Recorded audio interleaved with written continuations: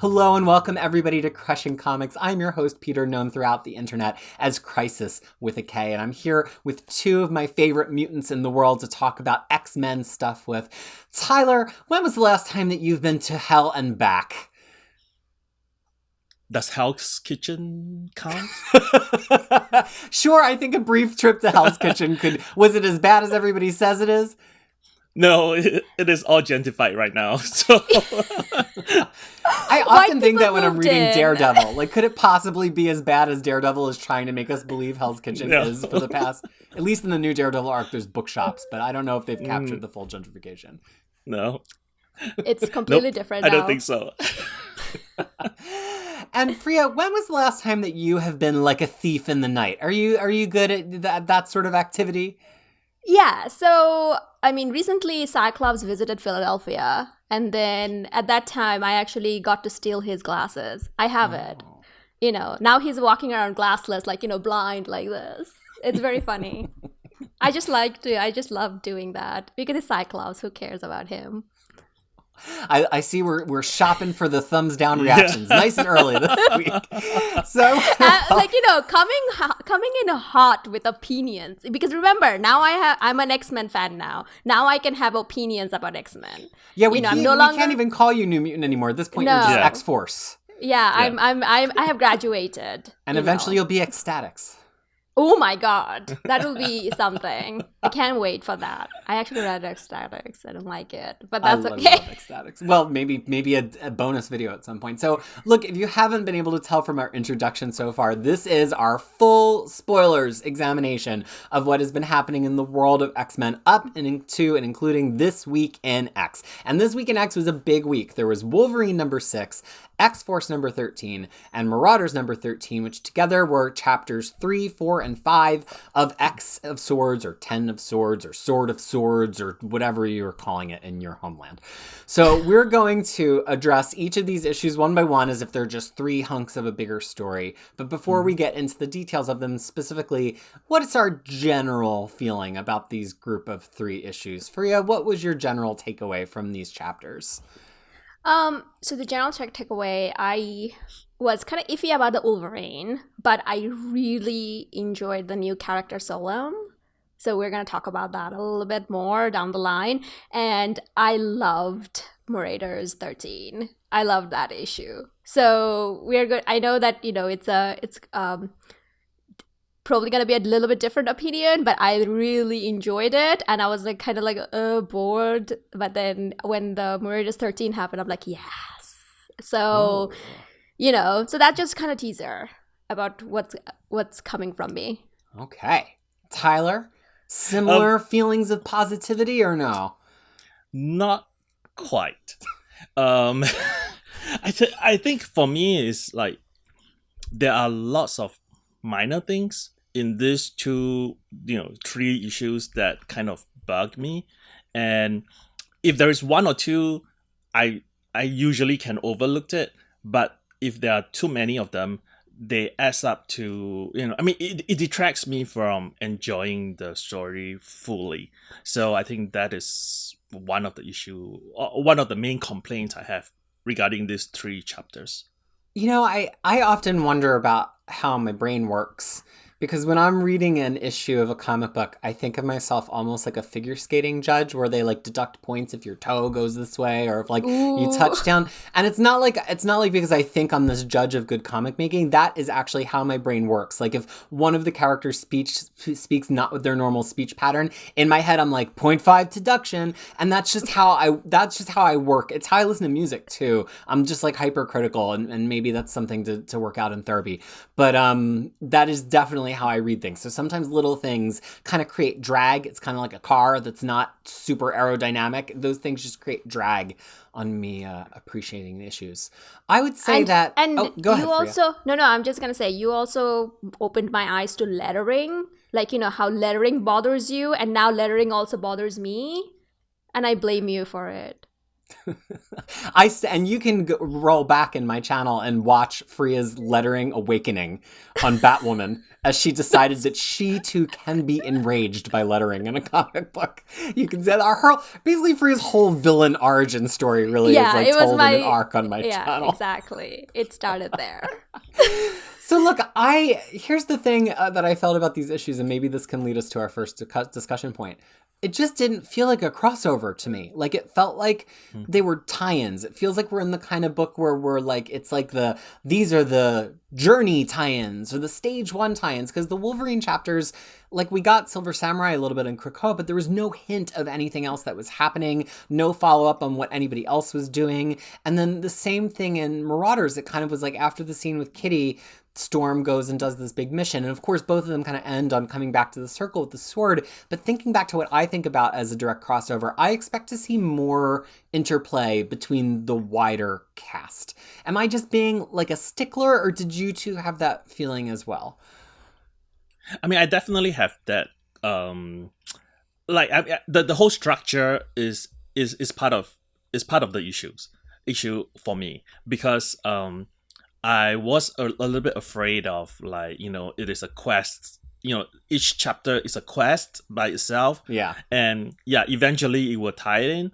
But I mean, and that is a problem for me in a small way. I mean, not as big as it is for you, but yeah, I mean, that was something that was on the forefront when I read chapter 3, which is Wolverine, and it's like, okay, it's just him, okay, and it kind of set the stage for me, to not like it so much because of that.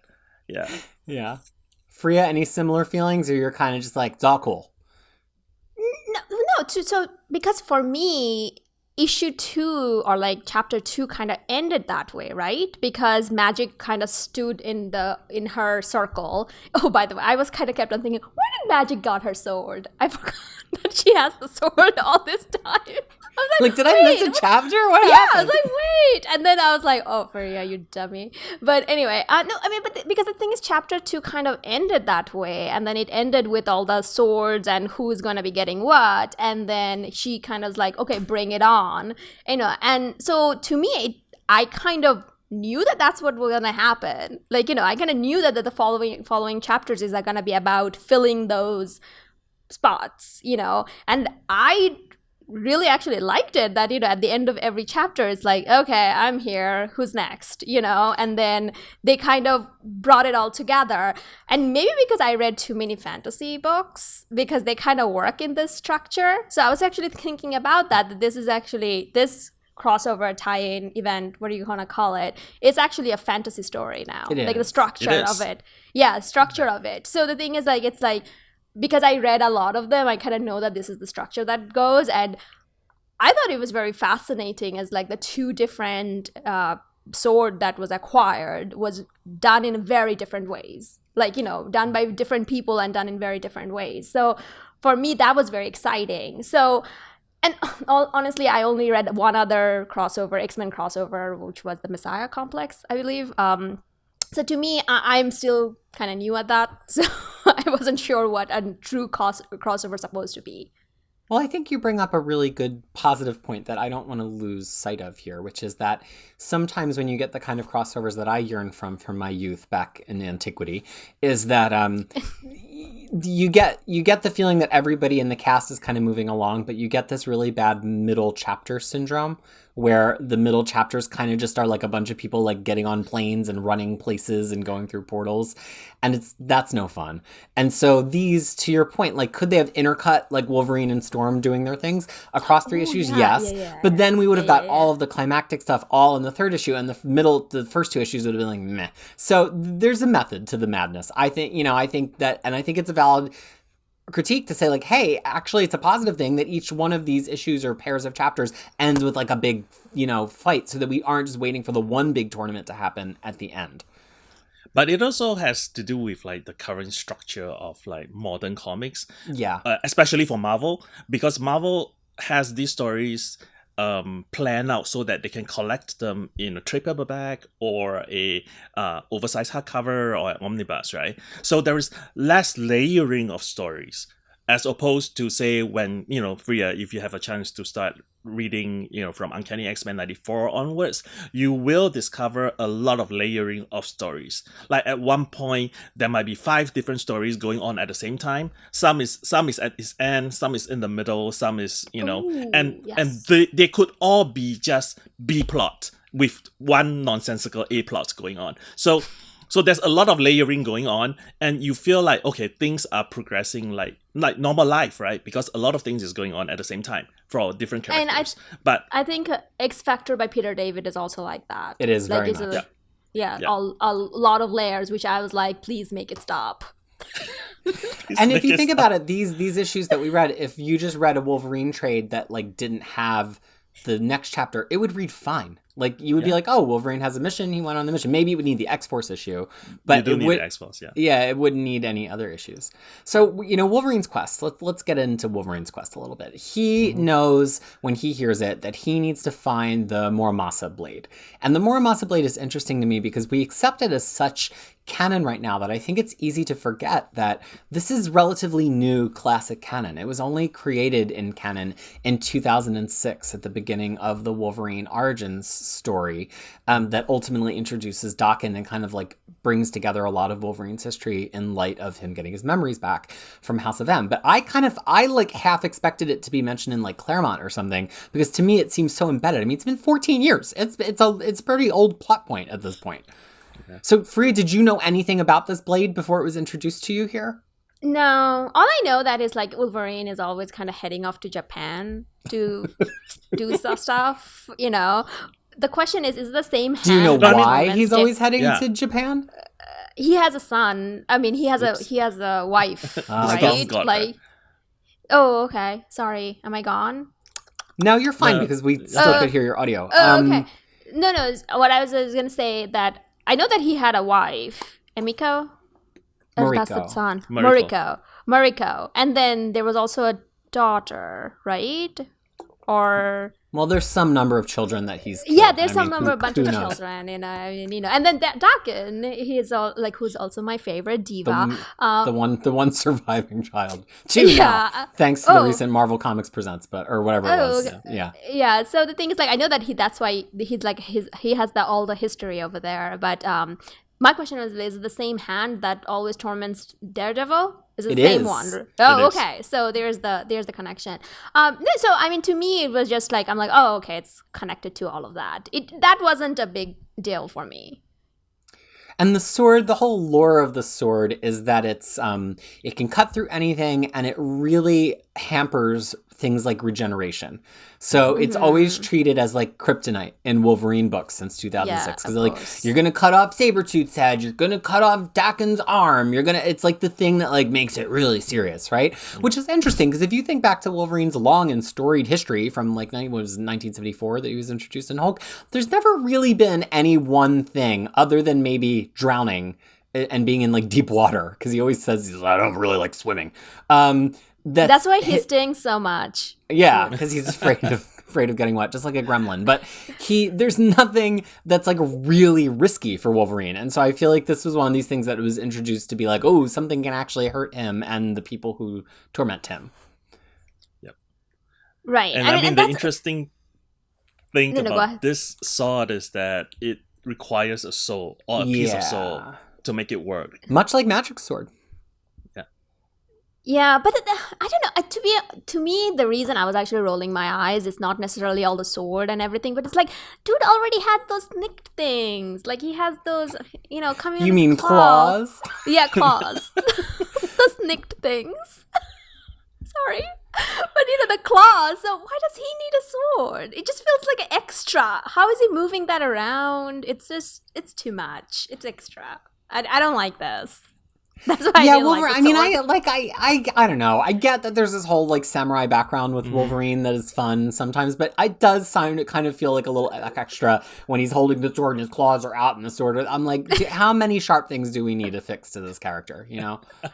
And to be honest, that Wolverine is only in this because he's popular. I'm sorry. There's no other reason for Wolverine to be in this context. In this contest. Well, I mean, that's what I would say to Silver Samurai. Get more popular, then you'll be in it. That's right. That's good. I wanted to talk about him next, so take it away, Tyler. Yeah.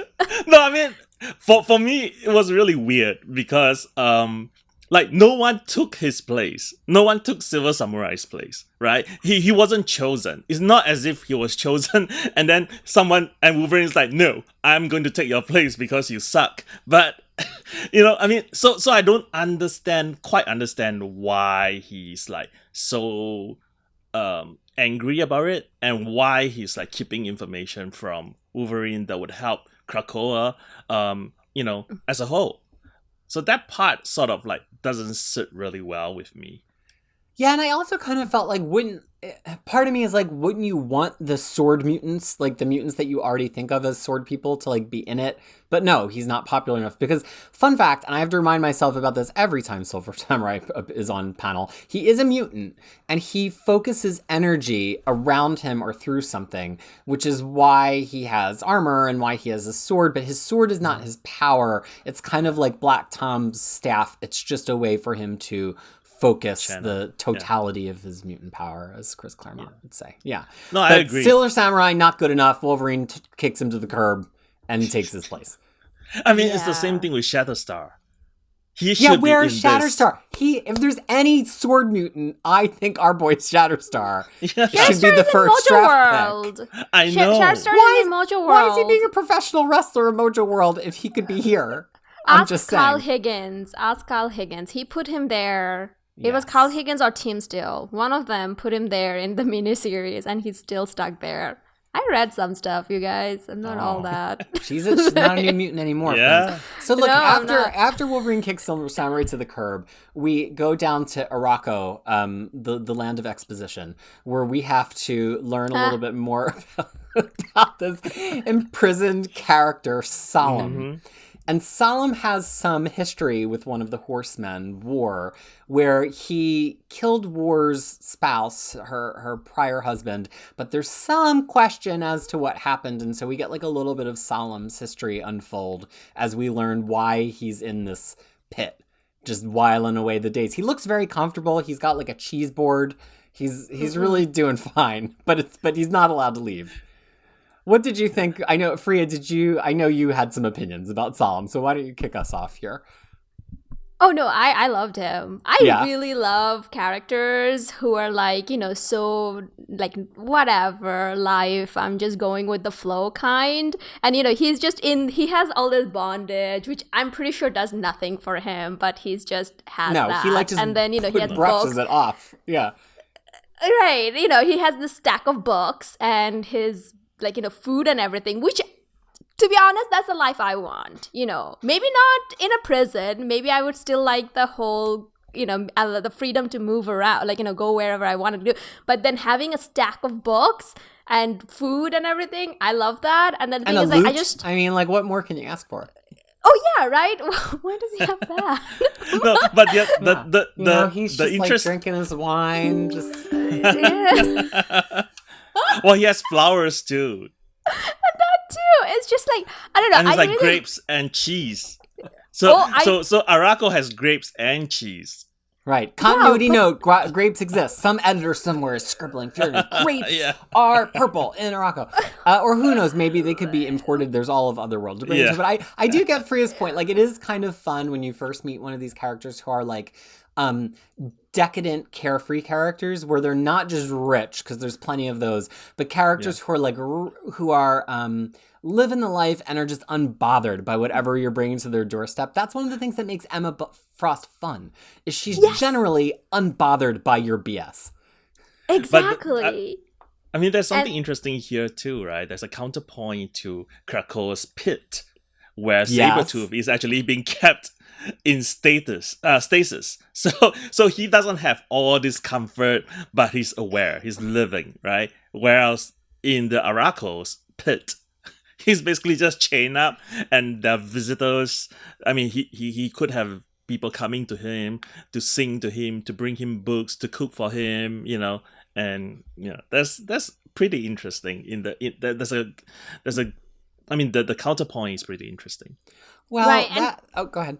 No, I was just gonna say that. I mean, not just like, he's, when we first see him, he's just like, yeah, whatever, I'll do your fight, and then then he goes and then and then he goes around and then murders someone without any thought or anything, and then just decided, like, he still knows how to get things done. He is like not even bothered, like, however long he was in this prison, like, it's like, sure, whatever, I'll do it for you. And I don't know. I just really love those characters. Well, because it's one of those classic beats where, like, the person gets sent away and they're like, you'll call for me when you need me. Eventually, you're going to need me. Al Ewing just used it at the end of Empire in a different setting. And sure enough, they're back after 100 years. And he's like, I told you so. But let's talk about something else that comes with this character. So part of why he gets all of these things in his prison pit is it's made out that he's incredibly seductive. The data page says he could make a mountain fall in love with him. Some said he could whisper down a cloud and invite it to rain and bathe him before it flew off, just like Lady Gaga. Rain on me. Come on, people. These are the jokes. So what we get by the end of this page is that he's yet another character who's been introduced as bisexual or pansexual, and who immediately is kind of like made evil and seductive just by the fact that he is bi or pansexual. Even with the death of Bracken, War's husband, it says the details of their relationship are unknown. Some say the two were intimate, and it kind of leaves it hanging there. And I love having more bi and pansexual characters, but I get a little annoyed when they all have to be psychopathic, seductive, borderline rapists, which is what we saw with Daken. Am I just being hypersensitive to this, or do other people read this beat as well? To be honest, you're not wrong. It's kind of really easy. Yeah, it's really easy to cast things that are out of the norm as the evil people, Exactly. right? I mean, that's why, in the past, I mean, I'm not talking about American TV here, right? Let me, I grew up in Singapore. So if we look at Singapore TV, it's always the I mean, I don't know if you guys know what the term angmo means. The term Tell what? us. Angmo, basically, No. it is it's a Chinese dialect that says red hair, so referring to Caucasian, right? So in Singapore TV shows, it's always the Caucasian who are the bad people, who are the villain, who are because they're kind of out of the norm. So I see it the same way here. So it's like, if you are not part of the normal thing, if you're pan, if you're bi, and for a long time, if you're gay, you are different, and you're always a little bit, not good, a little bit evil, that kind of thing. And it kind of feels like in 2020, reading a new one, I'm like, really? Can I get like a bisexual character who's just very friendly, which we do have in Hercules, in Al Ewing's current run on Hercules. Ewing's bringing us some great gay content in 2020. Bless him. But I don't know, Freya, you were about to start too when Tyler started speaking. What are your feelings on this? So the thing is, like, no, I completely agree. Like, you're not wrong that happens. But at the same time, I have 2 points to that. For me, when it's like an alien character, and then whether they're sexually different or they're racially different, which is, a thing of its own. Yeah. I often kind of feel that, should we include them as a sign of representation, what it means for us? Please talk about this more, because I think this is a huge point, and I'm not necessarily the right one to make it. Right. So because to me, it's like, okay, because their customs are different. Their culture's different. So whatever the things that they're going through for being, like, as Tyler mentioned, being different, is not necessarily the same with what we think. So the thing is it actually representation? For me, it's not. For me, like, because there was like a lot of discussion about Valkyrie being a black woman. I'm like, no, it's not, because Valkyrie is Valkyrie. She's Asgardian. She's not human. So the fact that she is, potentially a bi character or potentially a lesbian character who's also black doesn't necessarily mean much, because it's not the same culture or same struggle or same challenges. And then the second point was that is he weird? Sorry, not weird, but is he evil because he's bi, or he is just don't care, so it doesn't really matter to him who he is having sex with? You know what I mean? So yeah. So in that case, I'm like, it's just I that doesn't necessarily make that's not his defining character, I was thinking. You know what I mean? Did that make sense? It's a very subtle thing for me. No, I think it's huge, and I think you've said it in such a way that's like so clear and obvious that I haven't frequently heard it. And combining kind of Tyler's point about like, the person who's different is made out to be a monster, and your point about it's not actual representation sometimes is you get this group of characters where we're supposed to celebrate, like, wow, there's people of color on the page, there's people who are not straight on the page or not cis on the page, but then we're being asked to embrace them as the representation when none of them get to be the human. And then so it's like the whole human cast, the whole cast that like we're allowed, that why can't the human cast be those people and let all the villains be the people who get to be cis, straight, white, etc. But this is one of the challenges of representation in comics, and I think only as you get more writers that are representative, more editors that are representative, can we continue to chip away at these problems, because it can get frustrating in aggregate when you look to your representation across the whole line and all of them are like aliens from other cultures. Like, guess what, man? We all exist here too. Right. And I think there's also the conversation of like, oh my God, not only straight white men can be the villain, because I personally think ladies can be villain too, like irredeemable villains. I want to see ladies do some stuff that I can never forgive them for. Exactly. So I want that. And then I also want the whether it's like a gay villain or like bisexual villain or whatever you say, like across different, I want to see that. But the problem is like when you don't have a counter to that, it always feels like you are just saying that, oh, these people are villain because they're different. Right. So that's where the problem comes in, what Tyler was talking. I think that it can be done. To me, though, as the current X-Men cast exists in docs, I feel that it was a perfect time to do that, because we have Kate, who is potentially bisexual, and we have Bobby.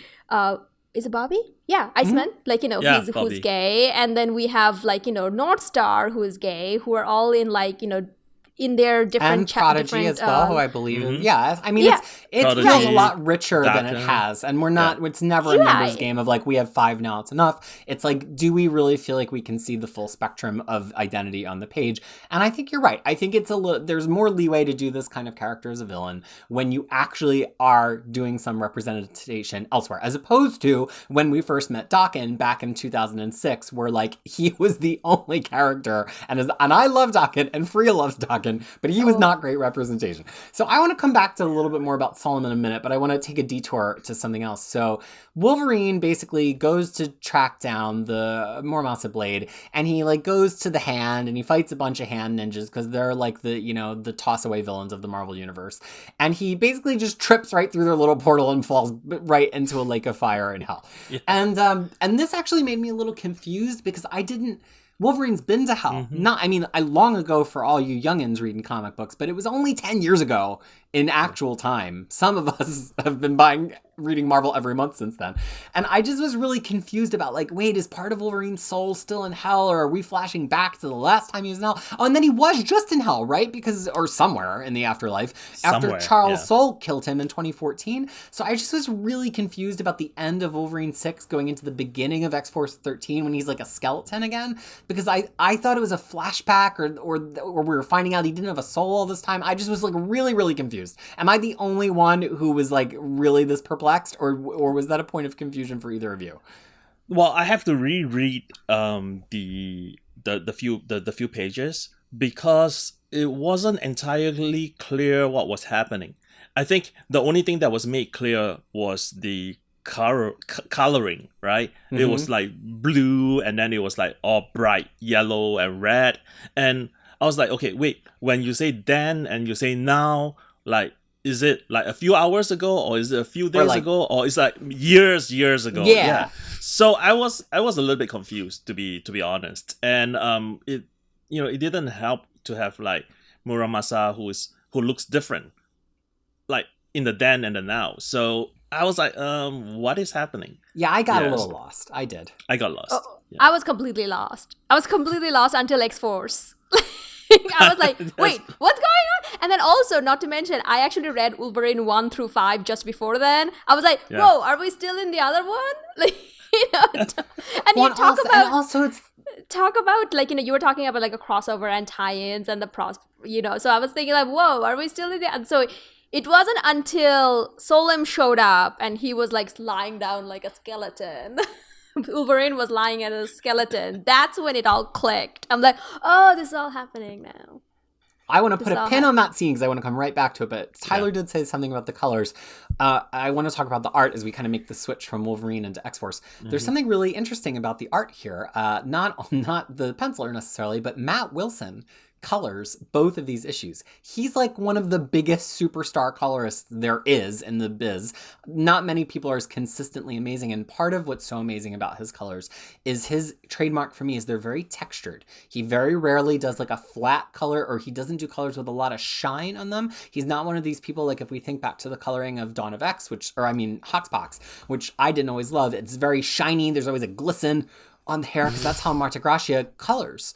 And Wilson's colors are very textured. They always have like a roughness to them. And I think it really sold the transition to the hell or limbo or wherever we are in a way that I don't know that other colors would have sold. And, this penciler, not one of my favorite pencilers. I think his line weights are often a little bit too thin, especially for Wolverine. It makes it look fragile. But I think the texture quality of Wilson's colors didn't make it feel so fragile and breakable and made the hell portion seem really gritty to me. Did either of you have any reactions to the art in these 2 chapters?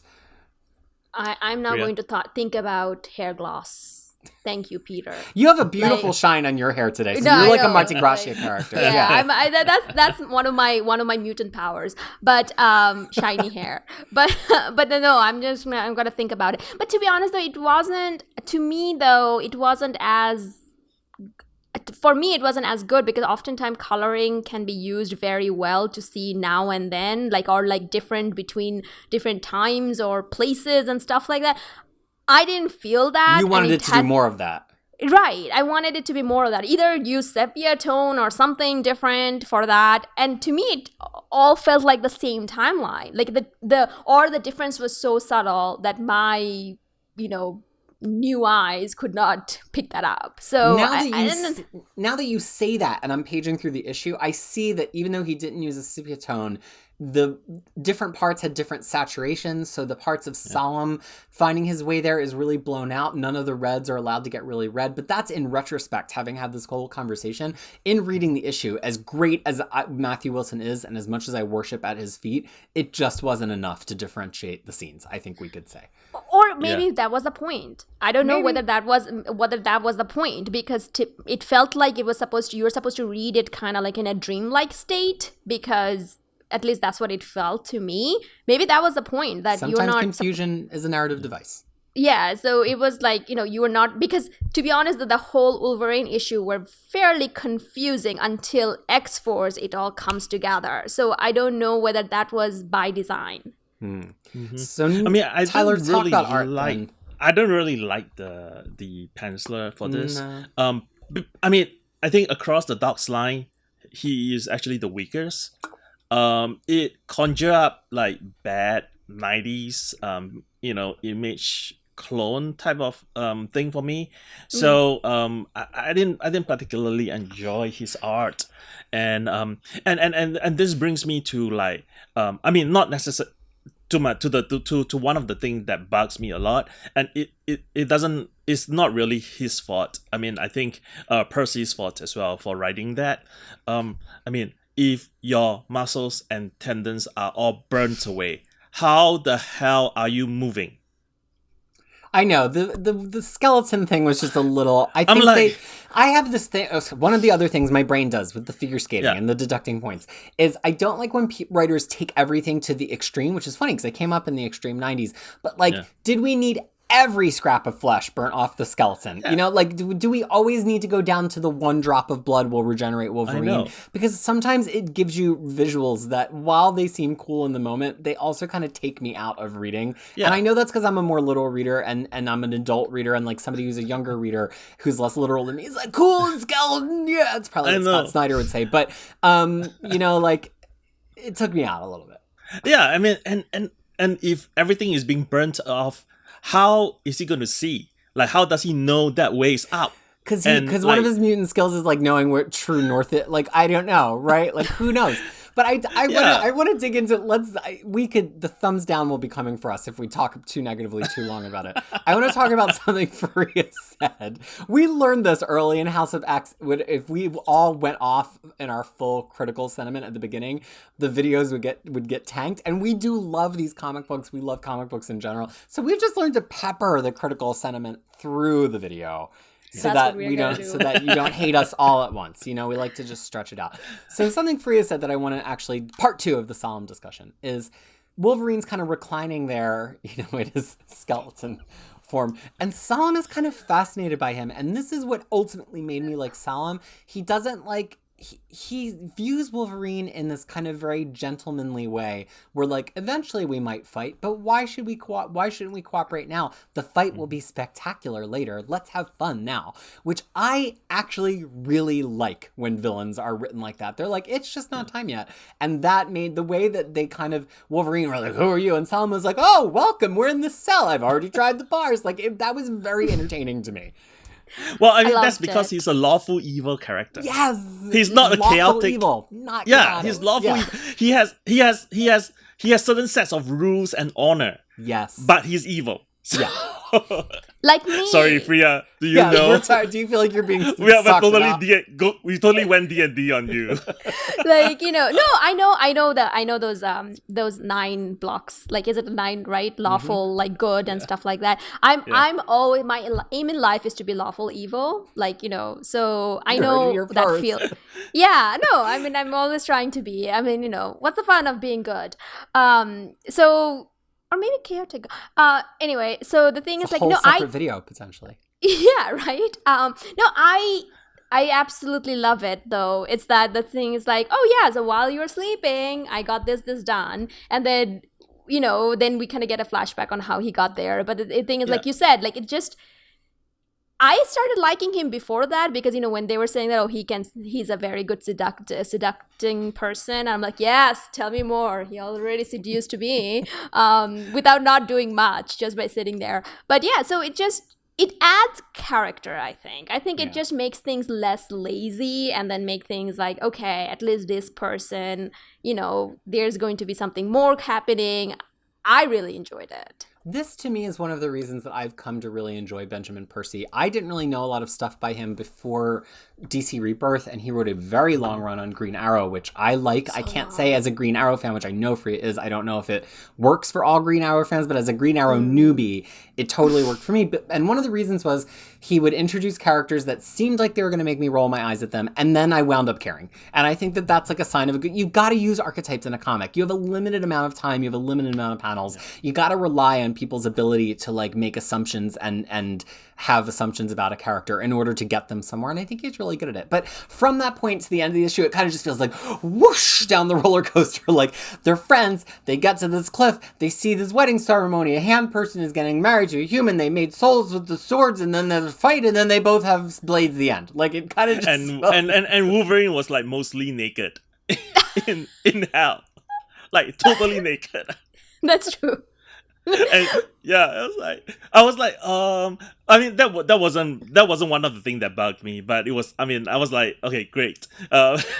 Well, but his clothes doesn't regenerate. I mean, no, he doesn't. That's the thing, and it's Yeah. like, and it kind of makes sense that it's like, okay, I mean, hell, I'm not going to be like looking for clothing and stuff like that. So, but then they do put on clothes to like sneak they in do, for they a do. page. Yeah. yeah, but the thing that really bugged me is like at the end when he walked through the gate, he was in costume. I was like, wait, what? Yeah. Krakoa takes care of you. Or, and here's the final thing we have to talk about in these first two issues. Wolverine intimates that he has paid a price of some kind to Solem so that they would both walk away with swords. Yeah. What if there's something we didn't see here? What if Wolverine came back, got the costume on, and did something else? Like, I definitely got the sense that there was a time lapse of more than a minute or two of them talking where Wolverine squared away this deal. That's how I justified the costume change to myself. But what was the point of the wedding? I didn't get souls. I didn't get that. Something about souls. Keys. The two swords are keys for the Keys. beast to enter our realm. The beast is That's that the- kind of that's a- heavy set hand demon, which to get to figure skating deductions, I'm like, do we need, like, once you reveal what he looks like, he's not scary anymore, you know? Yeah. And they just did that not too long ago in Charles Soule's Daredevil. So as soon as I saw him on the throne, I'm like, oh, all of the like mysteriousness of this has gone away at the point you just have him on a throne presiding over the wedding. Anyway, I'm a stickler. But anyway, so Wolverine comes back. He's got the sword, but Solem also has the sword.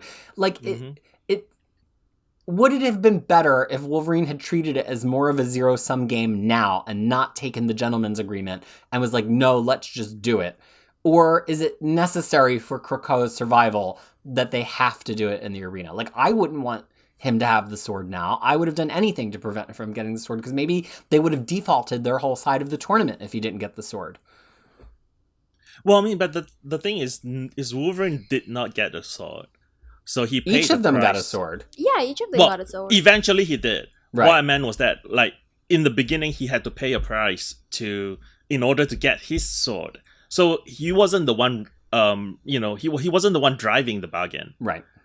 Solem was the one who is driving the bargain. And Solem, being lawful evil, was like, let's go, man. Let's just show up at the That's tournament. like, I'm going to give it to you, but you have to agree to something first. You got to pay a price. You know, And then also what would the remember- price be? And also remember, I don't think Solem is very much in love with Arako. Like, because he was he was literally in the prison for them. So you don't know where he's going to be, like, in the final battle. I mean, the clue is sort of like given to us in Wolverine. He wanted to get to Krakoa. That's my thinking. That I think that if his bargain with Wolverine is probably like, if Krakoa wins, I have to get to I have to be able to get through to Krakoa somehow. Well, I think that brings up, I think the final thing we can say about these two issues is Team Arako is not as united as Team Mutant. Team Mutant is a team. Team Right. Arako, they're having to pick some crazy draft picks out of the pit. Who knows where else they're going to get them? But there's like these 4 horsemen and the one like the undefeated or whatever. But then some of these other people they're having to kind of scare up because their whole idea is conflict. And I think thematically, we are coming to a point where we're going to see this idea of a nation in conflict where nobody can agree against this nation of mutants who've actually come together. And that's something really new and different for mutants because usually there's always some subterfuge. And I'm sure we're going to get some subterfuge. I mean, Shaw is here. But I just think that Hickman and Teenie Howard and the whole crew are setting up this whole idea of kind of chaos versus order in terms of the final throwdown. So And my talk- question is...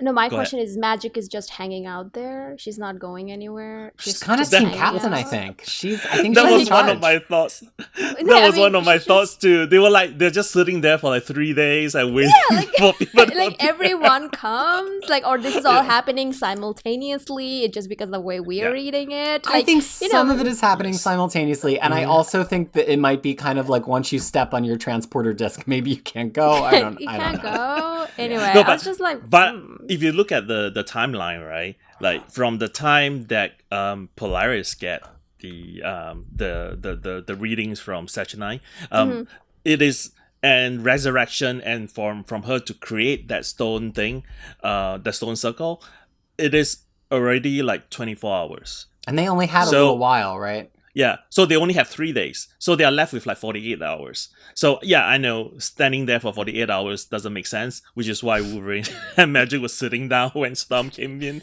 But you know, it is I mean, it is not as long as you think it is. And I think everything is happening simultaneously. So, you know, but talking about Hickman and Teeny, right?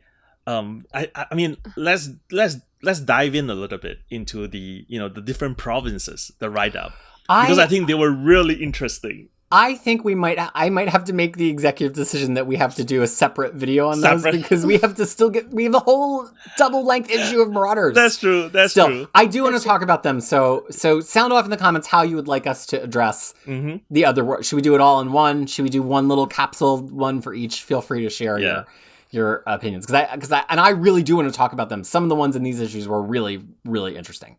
But let's flash to Marauders for a second. So I want to turn it over to Freya because it sounds like she enjoyed this the most of the three of us. I did.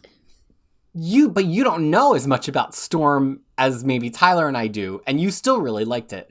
And I think this also refers to a lot of great historical Storm. So what did you get from Storm here? Like, what does she realize she has to do? And how does she feel about that? So, not necessarily from the point of view of Storm that I kind of, like, I loved this issue so much because, like you said, I don't know much about her history, but I do know about her history with Wakanda. Right. And, like, all the 'Cause we've read that wedding. together. Yes, all the wedding and all of that happened and stuff like that.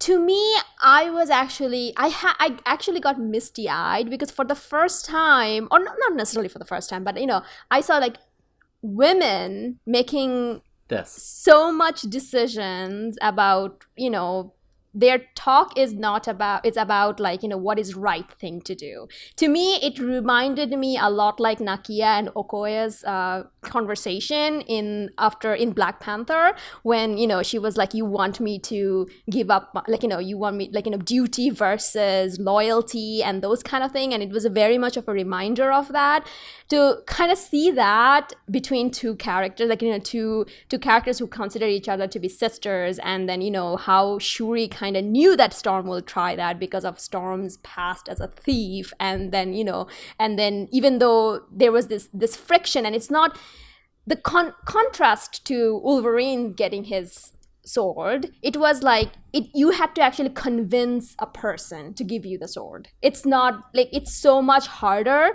it's so much like, it takes so much more effort.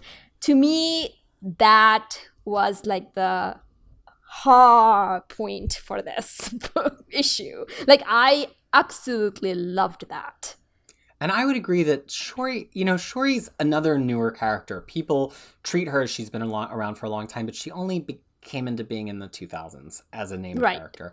And something I really enjoyed about the last few years of her, probably in Marvel, All New, All Different, and forward, is that she's really played as a much more rounder and dynamic version of T'Challa in a way. Like, T'Challa's off doing all the heroic beats that he has to do as the star, but then Shuri gets to do the things that, like, a character that would really be motivated to do things would do. Coates uses her that way. If people haven't read the Ndedi Okorafor Shuri series, it's a fantastic series with really great artwork. And it just shows that Shuri is is the version of the Black Panther that is more connected maybe to the world of the living and to the people and to her history, which is one of her powers, than Black Panther T'Challa is, who's connected more to the world of heroism and to the idea of ruling and the idea of being a figurehead. And they're really interested two sides of the coin. And ultimately, I just think this issue was a lot better for making it a Storm and Shuri issue instead of making the whole issue a Storm and T'Challa issue, which we've gotten many times over already. So I would say that that's one of the strongest positives that Vita Ayla has leaned into here, which is that the Storm and Shuri quality of it and using Shuri very, very well is probably the best part of the issue for me. Right, and also like Shuri gets... I don't have... No, sorry. I was just going to say that... Go ahead. No, I was just going to say that Shuri also is like very much... She's like... For me, actually, like she's so well written in the sense that she is connected to all her past and her culture and everything, but then she's still the one who thinks about the future. Like, she's like technologically advanced. Usually those traits are separated from each other, but she's allowed to be both, which is so interesting. Right. And the thing is like something that I often struggle with because, I come from Bangladesh. So I have to I'm actually a person of two worlds because when I talk to my parents, I'm one way, or when I'm, in a Bangladeshi culture, like, functions or something, I'm in one way. But then when I'm, dealing with rest of the world, I'm in a different way. So I feel like Shuri kind of does it so well. So to me, that kind of comes in, like, and makes her one of my favorite characters. So the thing is to see that Shuri kind of come through and be like, no, you can't take that. And that was A+. So I have to plug in this computer. So while I'm wrestling around, Tyler, can you talk a little bit about Storm the Thief for a moment while I'm doing that? Okay. Well, I mean, Storm, it is sort of established by Claremont that Storm, when she was an orphan, when she was orphaned in Egypt, I think, or Cairo specifically, she was trained by a master thief, and she became like the best thief, of her age in Cairo at that time. So that part has played quite prominently in the earlier Claremont stories, but it has not been touched on a lot, I think, recently. In fact, I think Storm one of the main complaints that most people have is that Storm was written so well by Claremont that any other writers that came later and tried to write Storm is hampered by that because, no one could match the way that he has written her. And I actually tend to agree with that. The other thing that I kind of, I don't know Wakanda as well as the two of you because I do not read a lot of Black Panther. So the way I like this issue a lot because of the way Vita structure the flashbacks of Storm and without any exposition, right? So basically, she went through the different identity of Storm. Like, she was a child, she was an orphan, she was a thief, she was a goddess, she was an X-Men, or she is an X-Men, and she's a Moloch, she's a teacher, and she's a Krakoan. See, and then they left. Sorry. Oh no, go ahead. No, I said, and then they left the part of her as a sister, as a queen, as a wife, to the narrative. To the interaction with Shuri and the Queen Mother. So I thought that was really, really good part. A good way to introduce someone who may not know Storm as well. And then also it worked really well because even though I didn't know her past, or I know whatever from the movies and stuff like that, I could follow it. I could follow the timeline on the side. And talk about coloring, those colors were different. And you could tell those are from the past. That was done very well. And it was like a panel on the side that kind of done boom, boom, boom. As she's talking over here, it's all happening on the side. I thought that was done very well. Mm-hmm. So before I go on, I'll just point out that Vita Ayla's pronouns are they, them. And so we're going to do our best to respect that. And if we make a mistake, that is our mistake and it is for us to correct. The thing I would say about the way that Vita Ayla structured this is that they made it so that it didn't feel like it was being info dumped, which I think was something to appreciate. If, as you point out, it was part of the story. And I picked up on all that same thing. I don't want to repeat your whole point, but it was just really interesting to see as Storm in all of these settings. And let's not forget that Storm had a maternal relationship with Kitty Pryde. There were many, many issues of X-Men where she refers to Kitty, and I'm saying Kitty because I'm talking about her historically rather than present day Kate, where she treats Kitty like her daughter. And she says that as Kitty's getting older, she feels like she's not needed as much as a mother. So it's just so interesting because it felt like this very 360 full circle view of Storm, mother, daughter, sister, wife, thief. No, it really, really worked. Some of the points of it were a little bit dull to me. And again, we get into this like figure skating deduction mode that I go into. Like really you couldn't pick one artifact that's ever been mentioned in actual Black Panther comics. Cause Frida, back me up here. They just invented this, right? Like this is not, we've never heard about this before. It just felt like it could have been that she had to take something with the heart-shaped herb and some vibranium. I just get a little bit annoyed when things get invented just in the issue. And I think for me, that kind of lessened the impact of all the Storm stuff, but it also is a form of craft. Because if you have to slip in this thing that you've just invented, what better way to make readers feel like it has a history than to slip that in alongside a character's history? Because it kind of makes it both kind of glide forward, and it's hard to tell what's being invented right now versus what's being invented not at all because it's already established. And I think that's actually a really clever play when you've got to introduce something like this sword and do it in the span of 40 pages. Yeah. But the thing is, though, it also kind of changes all of Black Panther's history, too. Yeah. So like, that to me, I didn't quite like that, because then I was like, well, no, their entire thing is based on vibranium, So the thing is, like, this is not one of that. Like, so the thing is, it's like, okay, now another writer will have to deal with this. Like, and then another writer will have to kind of make sure that there's a story associated with it. And why? Unless Ta-Nehisi Coates is doing something with it, but I know his run is coming to an end. So, yeah. Well, and that's the other thing. In Ta-Nehisi Coates' run, Storm is like on Team Wakanda. Like there's this intergalactic space thing. They send her to the moon and she's in the atmosphere. Like she is on the team. So some of the stuff here felt like a little weird because I was like, she's talking about how she's reached this point of like, almost like stasis in her relationship with T'Challa. But I actually came away from Coates thinking that they were in a much better place because she kept leaving Krakoa to defend this other nation. And maybe it's just because as an editorial team, they already know how that Coates run would end. Had we not had a pandemic, the final issues would have been out by now. So like, it's kind of hard to fully interpret this in context because there's issues that probably are going to have Storm in them that we haven't seen yet that are going to tell us what the relationship was before this one. So that's what we get for being weekly readers, it's the pain of not reading in trade, right? Not having context. But the thing is, though, I, for one, hats off to Vita for introducing that T'Challa can be a little bit of asshole because he said, like, shut that gate down. If they want to come, like, we'll talk about it. I am kind of glad that it happened because there's always this whole thing that anytime they will have to mention which nations are on board with mutant, they have to kind of do an editorial, like a separate version. But Wakanda is cool, you guys, Wakanda is cool. But I am, for one, glad that now Wakanda is not cool. They're not. They have and justifiably so. Like, Yeah.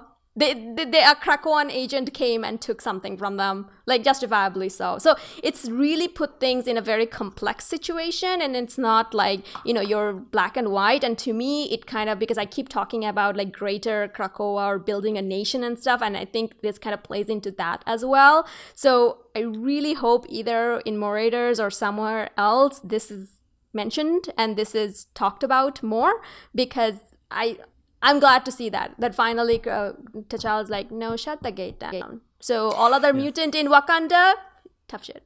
I truly hope that we at some point get a solid Wakanda arc, maybe even a crossover or Coates writing some X-Men. Whew, boy, would I like that. Mm-hmm. Because Wakanda feels like the closest analog to Krakoa in a lot of ways in the Marvel universe. Like a lot of the DNA of of the story elements that Hickman is using to build culture in Krakoa is DNA that's cribbed directly from Kirby and Lee's introduction of Wakanda, which Free and I have read on this channel back in Fantastic Four 53. This idea of the separate society with a separate culture that doesn't want to cede anything to the outside world. And I just think that I loved the moment with the gate. I thought it was awesome. And but I also love the moment that came just before it when he says to Storm, "I've never known you to be malicious or untruthful. So if it is as you told my mother, then I cannot in good conscience stop you." And I thought that was such an interesting juxtaposition of T'Challa as a man and a husband, where he's like, Storm doesn't lie. I'm not going to punish Storm in this moment for doing the things that she did. In fact, had I been here, maybe I wouldn't have even taken the cultural standpoint that Shuri took, because I'm not connected to our history in the same way that Shuri is. But then once Storm is away and he has to kind of put his mask back on, which literally happens in the art, then he's the Panther again and he says, "Destroy the gate." And it's half a page of images, but I think in that half page, I just got so much more T'Challa content than most non-Coates authors know how to give us. And then it also kind of shows that, that I'm not punishing Storm, I'm punishing Krakoa. Right. I'm punishing mutants, I'm punishing Krakoa. Not punishing is probably not that, because I'm kind of on team T'Challa on this one. It's like someone just came and took our stuff. Yeah. I agree with what you guys just mentioned, right? But this whole T'Challa thing, not the outcome or his reaction, which I completely agree with the two of you, is justified, and it sort of like makes him, I mean, the decision making is pretty complex for sure, because you're both a lover and a leader. I mean, and a president, or of the country, right? But what really bugs me throughout this whole issue is the inconsistency of when T'Challa will appear. Like, it started off with the Queen Mother saying that, "Oh, he will be back any days now." And then she changed the tune to say that, "Oh, it's a few days. Can't you just wait a few more days for him to come back?" And then Shuri was like, "Oh, stop being impatient." And then he appears right at the end in less than it's in less than 12 hours. So this whole inconsistency treatment sort of like bugs me, because I was like, wait.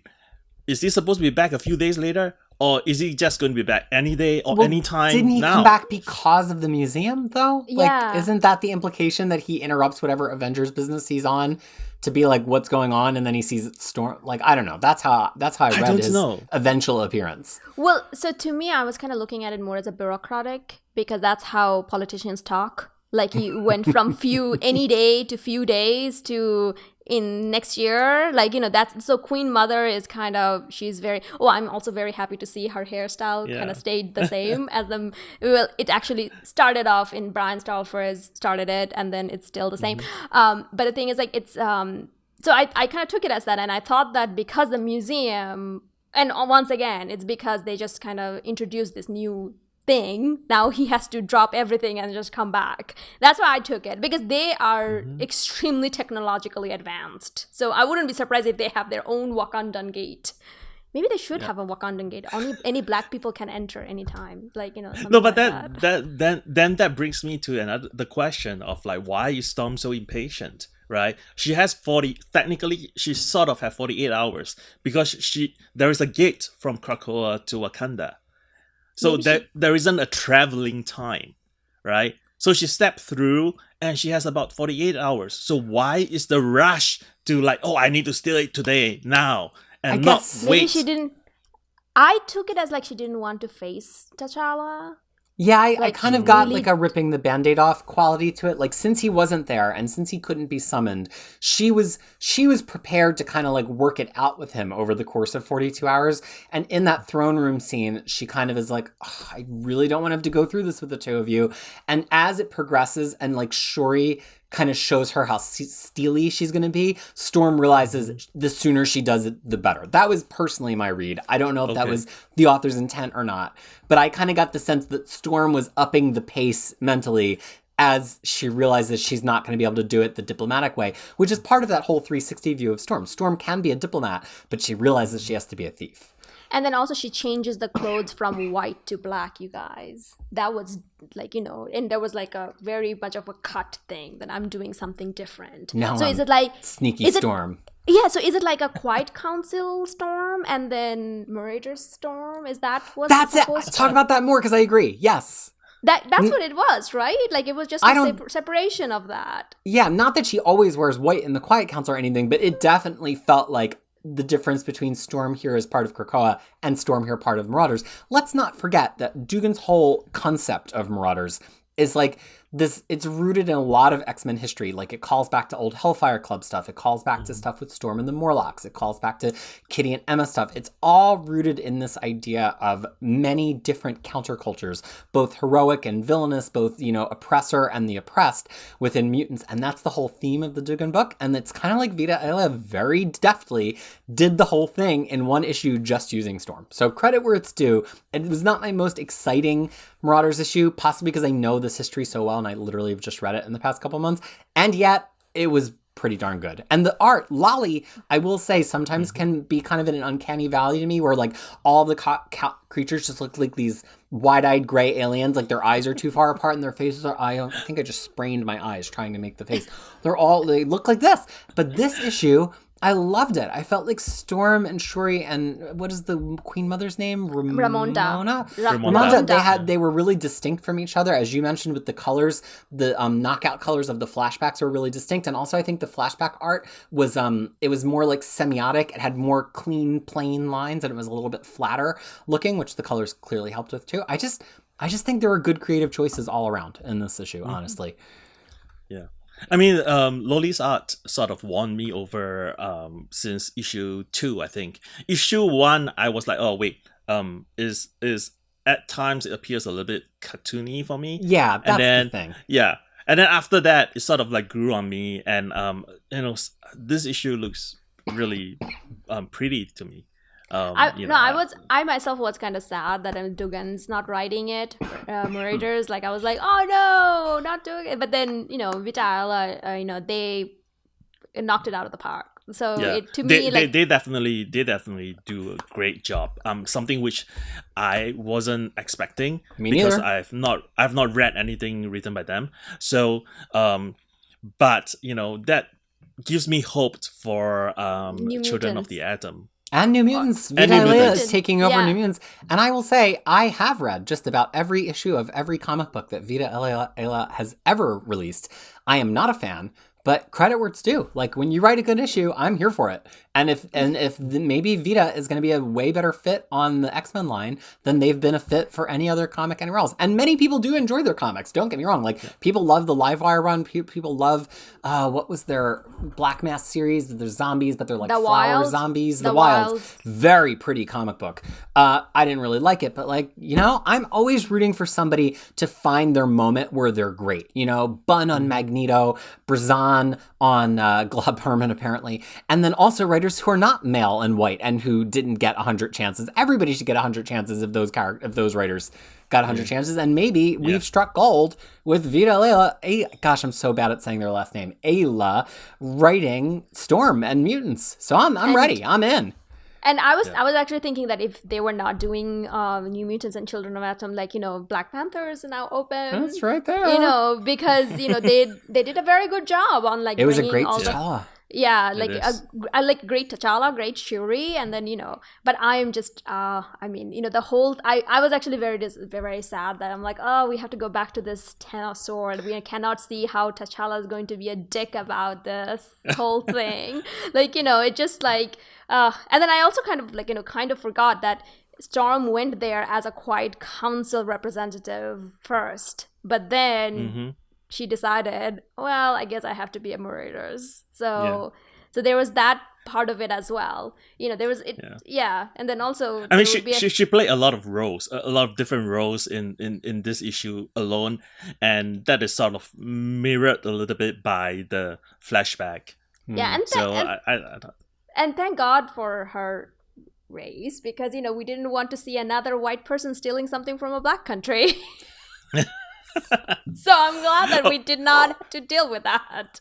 So Even though, next week, No, no, though no, it but, is but for before we go, I mean, I also kind of like that they actually write an onslaught survivor.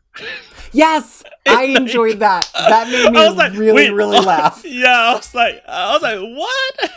what is that about? It's like literally someone who survived Like the onslaught, Onslaught, theoretically, like the like the crossover. 1996 crossover that made me flee from that's comic right. books.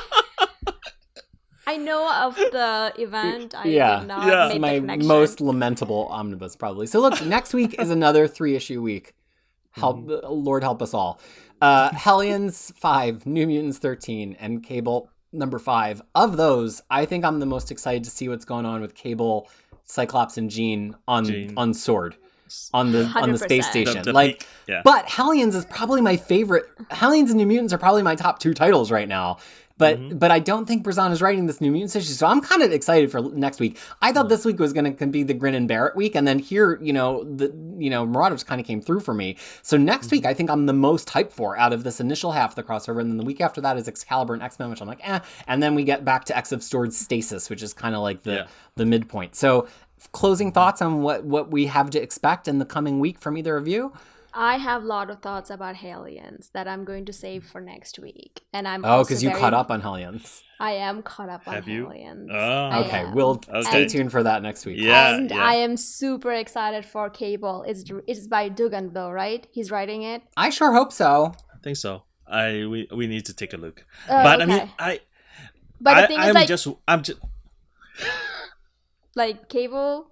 I mean, I'm on it. Emma, I'm ready. Oh, Emma. I'm so. No. I love it. But for me, it's like It is I Duggan mean, and Phil I'm just. Noto. Yes. Oh, that's good. Yeah. Yes. I'm just wondering one thing, right? How what are the prices? What are the price? What else do the Krakoan have to pay to get into this tournament?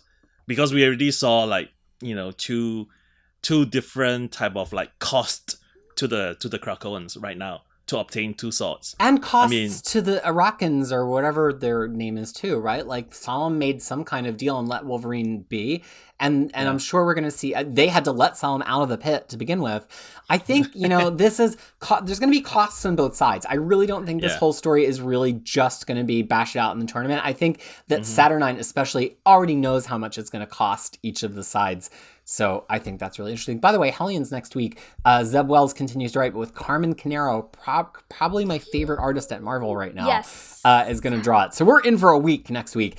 We also have some small other thoughts to share with you and maybe some subsequent in-between episodes. So please sound off below if you've watched, if you've listened. What are you the most interested from this week? Did you agree with us that Wolverine got a little confusing and Hal dragged a little bit?